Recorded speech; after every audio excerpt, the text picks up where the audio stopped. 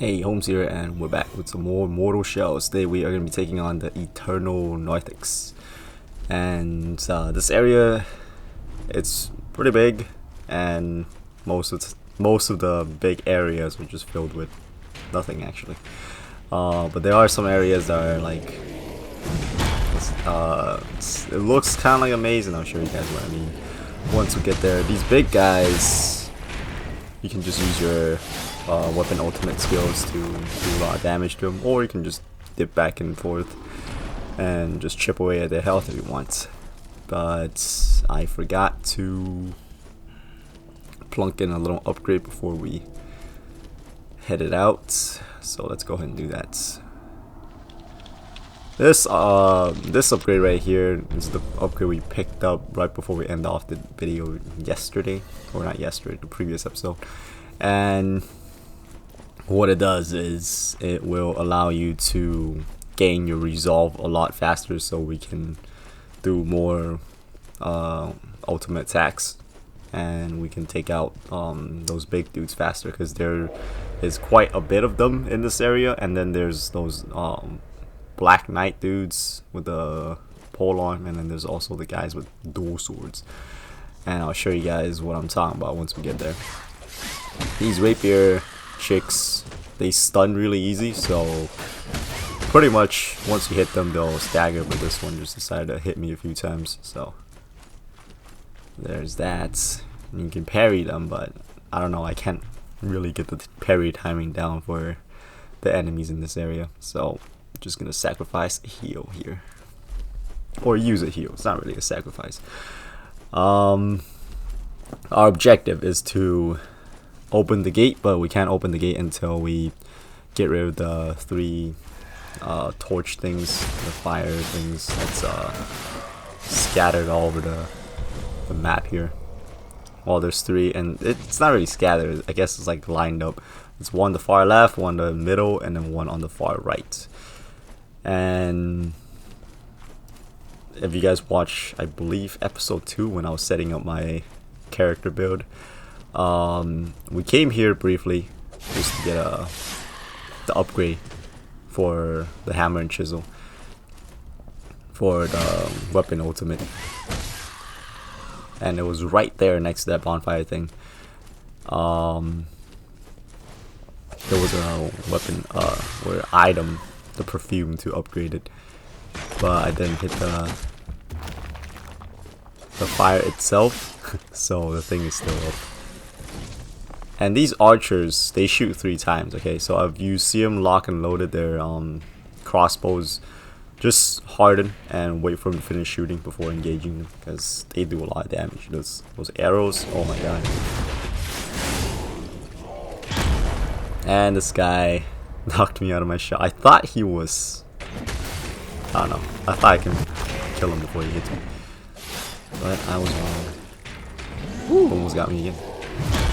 I think this overhead, I don't remember if I had a full HP. If I did, it one-shotted me. If it didn't, then it took a lot of my HP there. Let's take care of these guys before, or these girls, ladies, before we go and hit up the fire. So best way to deal with these rapier users is you just do a running R2 or running heavy attack, so you can stun them and then just combo them to death. Same thing with these well, the crossbow users, you don't really have to do that. If they're reloading their crossbow, then they're just sitting ducks. But these rapier users, I highly recommend you do that, because if you walk up to them to melee them, there's a chance they might be like initiating their attack, which I don't think can stun them out of. Like, they'll at least get 1 or 2 hits in before you start stunning them. And so we got our first fire down. There's still 2 more. 1 in the middle, 1 across. And there is an upgrade item here. One of the assets right behind the archer over there. So I'm trying to bait the rapier user here. I mean, you can go in and try to take out the rapier user quickly before the archer shoots you, or vice versa. Take out the archer before the rapier user starts whacking you. Up to you. But if you want to play it safe, just bait the rapier user closer towards you and then kill her. And so the archer won't be able to do anything to you.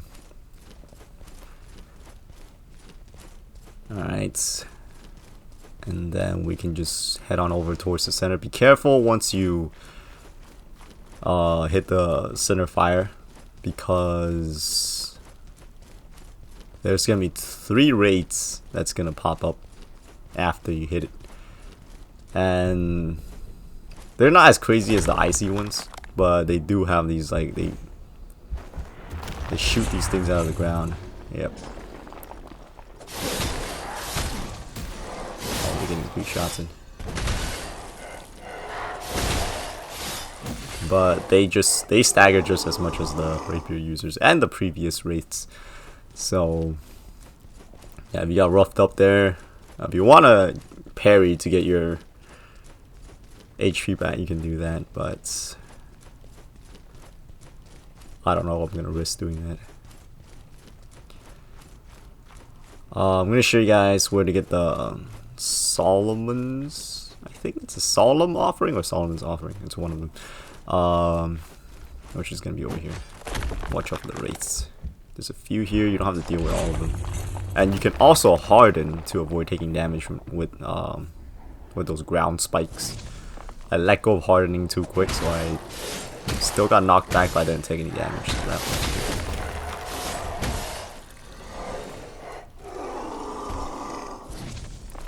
There's a big dude there. I don't think there's anything in the back. Maybe there's a inscription in the back, I'm not sure. But right here you can actually maneuver over to this teleporter right here. And it takes you to a chest, which it has the offering there.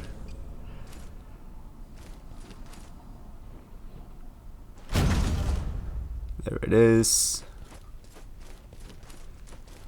So now with this upgrade we can pretty much maximize our parry heals.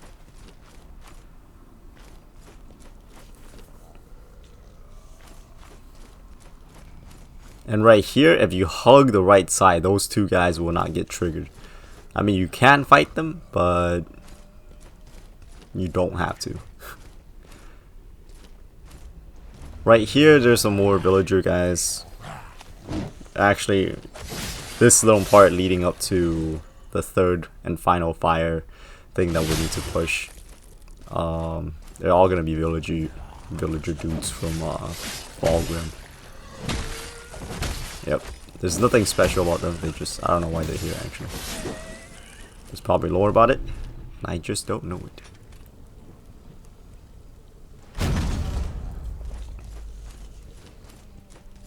So just pretty much follow this path. You can't get lost. And then there's a big guy. I mean, you can avoid this big guy possibly, but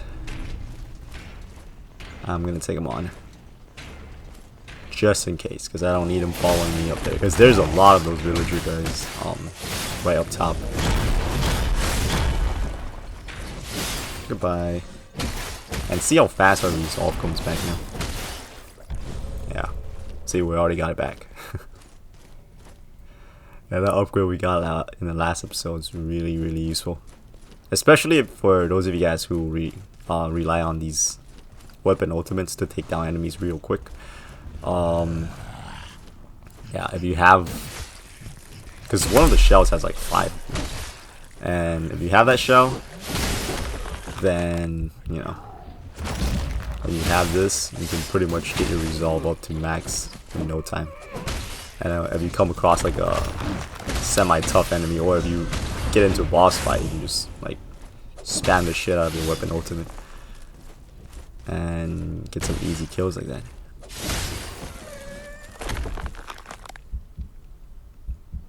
This guy's like taunting me when I'm in my hardened form. Okay. Oh, okay, when I go out of it, it decides to attack. And here is the final fire switch that we needed to hit. And there's no way to really go back down without really taking damage, as far as I know. So just kind of drop down here. There is a hardening skill where you do like dropping attack, where your character kind of hardens as it falls, but instead of just like your normal hardening, it does an attack animation kind of thing. So when you fall from like a greater height, you won't take damage. It's actually pretty good for the boss in this area, because there's like a little trap or something. You guys will see. Like once you hit the nectar thing, it drops you, and you take some cheap damage. It's kind of like the Nito fight. When you drop down, you take damage, unless you have like the cat ring on, then you'll be fine. So this is pretty much where we teleported to. If you want to go back to Sester, she's in the back, but we are also towards the middle now, so there's another checkpoint coming right up. So you don't really have to go back, you know, just to rest. If you make it past this next area, which is gonna be like a little bridge fight, you can get to another Sester here, and you can just claim a checkpoint there. You hit up this. There's two guys on the side. If you just stay in the middle, they won't attack you. There's also a teleporter behind them. And these three things were up. Like if you didn't hit the fire switches, those three things were up. And if you step on the switch, nothing will happen. But once you lower all the fire switches, those three will also go down. And then you hit on the pressure. You hit the pressure plate. The gate will then come down, and then you can access this part, which it's pretty much the middle. Like this is the 50% way towards the area, like for the mission. This is my 50% mark right here. This next area, there's like a lot of climbing and stuff, and then once you get to the very top, it's like pretty much just a straight run, but there's a whole ass load of enemies. Right here, you get 2 for 1. Line them up, boom, 2 for 1. And I got the trophy for it. So, yeah, that's one way to make this bridge fight a little easier. If you try to fight them right here, because there's a rapier user and there's also a crossbow user, there's a good chance, because it's very narrow, and if you fall, you die. Okay, so, yeah. There's a good chance you're gonna like take some serious damage trying to fight those two. But if you guys got some bolts for the Ballesta Zuka, then that's another easy kill. Right here for these Black Knights, take them out really quick. Like as soon as you rush them, just keep hitting them. Like for the polearm user, just keep hitting them. He won't have time to react, because we have our weapon at +5 right now. We can just take him down. For these dual wielders, you want to hit the HP to 50% and then harden, because they're gonna attack. Because they'll power through the rest of your attack, and then they'll try to attack. So once you harden, they'll hit you while you're hardened, and the weapon will bounce, and then you can just finish them off. So that's the way to deal with these two, without having to roll around. Because this is, like I said, it looks like you got space, but it's pretty freaking narrow, especially for Tiel, because your dodge is like a teleport kind of thing. So you don't want to accidentally dodge off the freaking platform, because that is gonna suck.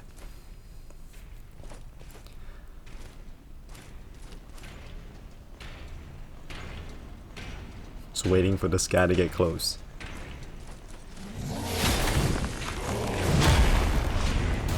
Weapon oath. I probably could have hit him a few times with my normal attacks before using the weapon oaths, and that probably would have killed him a lot faster than what I just did. Alright, got the results back. See? Telling you guys, that weapon upgrade Well, not weapon upgrade. That upgrade that we bought from the last episode, the 3000 power one. That one is pretty damn. Especially if you're using shells with more weapon ults available. Really nice.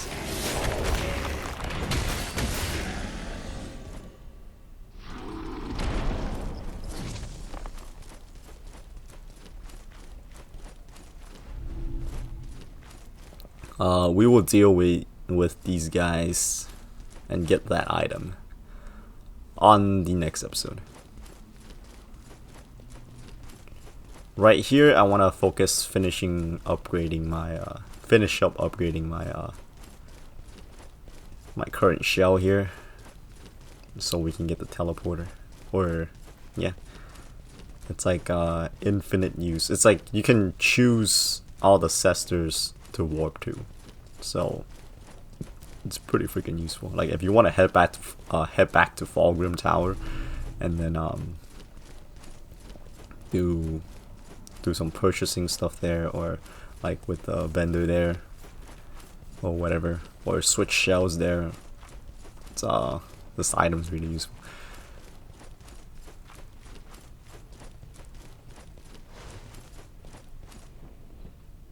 Don't fret. It is not your mind unraveling, but our world. Our senses betray us, allowing us to believe our surroundings are immutable, even knowable. But nothing is certain within the sanctum of the revered. A curious blessing. My old kin do not shy away from these troubling inconsistencies. Instead, they welcome and embrace them. They worship at the feet of those rapturously twisted and reborn. So, calm yourself and take a sip.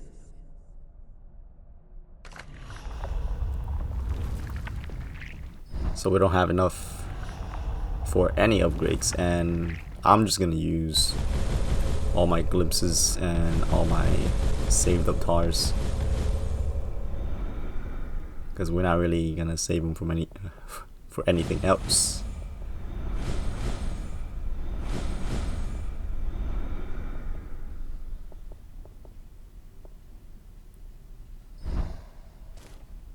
Let's see if this can complete our upgrade. And like, you gotta upgrade everything, even like the bottom two. The pupil slid the ritual knife into his wrist. He scraped flesh from bone, flaying himself.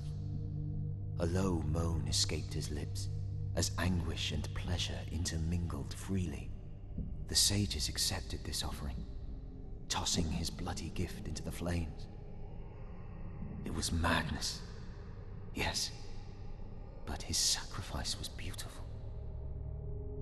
Only the revered could inspire a man to self-inflict such suffering. Okay, so we need some more glimpses. If you guys don't have spare, you can also try to farm it from these guys if you want to, or go back to Fulgrim. Wow. If you go back to Fulgrim now, the run, I don't think it'll be worth it. But yeah, that's like, if you really want to, you can go back to Fulgrim and then like call in the mist, and then you just farm the ghouls and the grishas there. And you can also use the boss glimpses, because I don't think you can use them for anything else.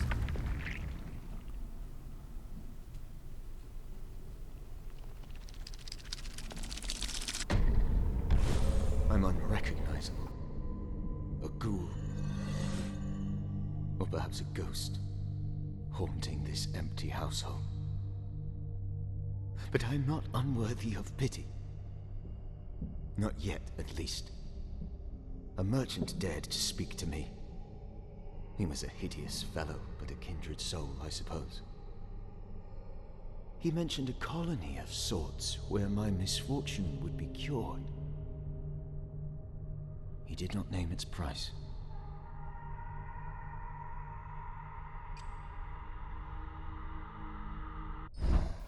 Okay, so the upgrade we just got, which is the one where if you're falling and you harden, you'll do a dropping attack kind of thing. And for this next area, grabbing like items and stuff is gonna be really useful because there's some platforming involved in part 2 of this area, and I only need a few more tars to get that. So this guy is gonna be my guy to give me the fucking. Okay, there we go. I thought he was gonna kill me there, but even if he did, I would have just weapon ulted his ass.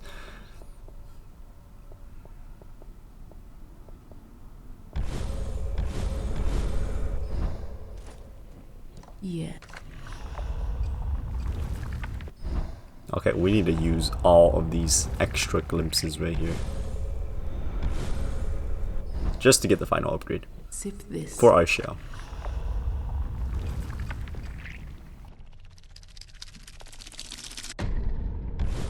I still reach for her in the middle of a cold night, but there is only the echo of her left. I see her outline. I can hear her voice rattling in my skull. I haven't tasted tar in days. She urges me to return to that damned shrine. Will they welcome a lost pupil back?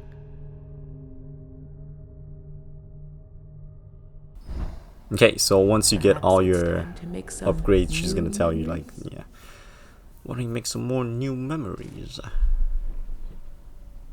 Perhaps it's time to make some new memories.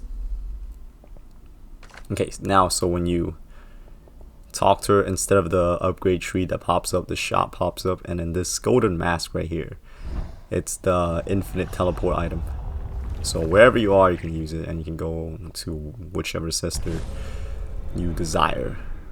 But it costs 30 glimpses, which the 2 boss souls that we got from the previous 2 bosses will cover that. Because when you use a boss soul, it covers 15 each.